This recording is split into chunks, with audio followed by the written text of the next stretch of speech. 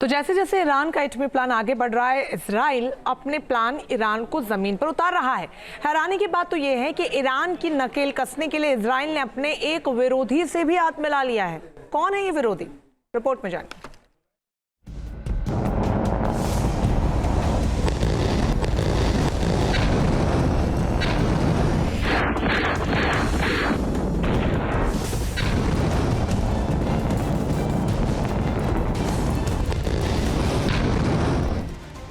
Israel का plan Iran activate.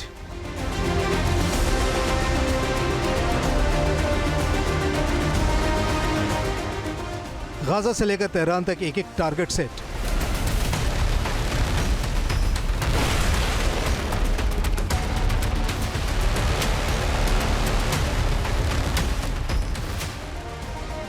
America और Israel का एक ही मकसद है, ईरान की तबाही, यानी उसके एटमी इरादे को हमेशा के लिए खत्म कर देना। इजराइल गाजा में हमास के पूरे विनाश के साथ ही लेबनान में हिजबुल्लाह को लगातार तबाही की ओर धकेल रहा है।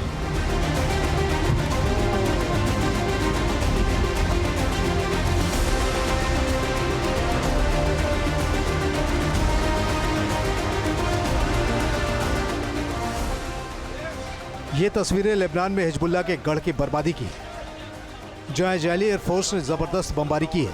इन हमलों में हिजबुल्लाह का एक आतंकी निशाने पर था, जिसने इजराइल के नागरिकों पर अटैक करने के लिए हमास के आतंकियों की मदद की थी। इन इजरायली हमलों में हिजबुल्लाह का मोस्ट वांटेड आतंकी मारा जा चुका है।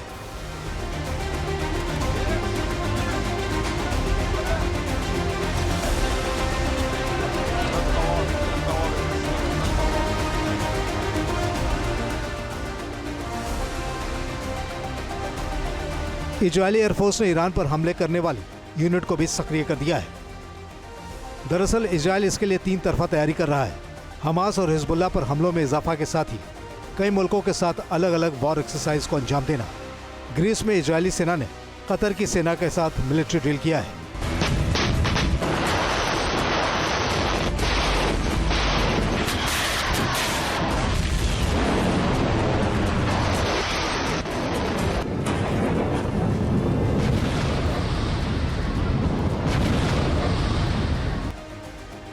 इस वॉर एक्सरसाइज में कतर के शामिल होने पर कई एक्सपर्ट ने हैरानी जताई है, क्योंकि कतर को हमास का समर्थक माना जाता है।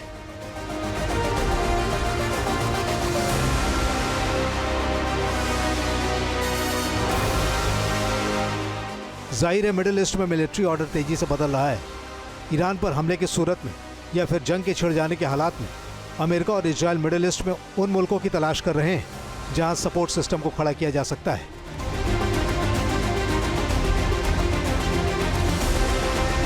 इजरायली सेना ने 5 साल पहले 2020 में ईरान यूनिट को जमीन पर उतारा था, यानी ईरान को निशाने पर लेने की इजराइल के लंबे वक्त से तैयारी चल रही है।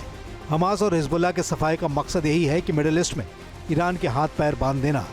लगता है वो वक्त आ गया है।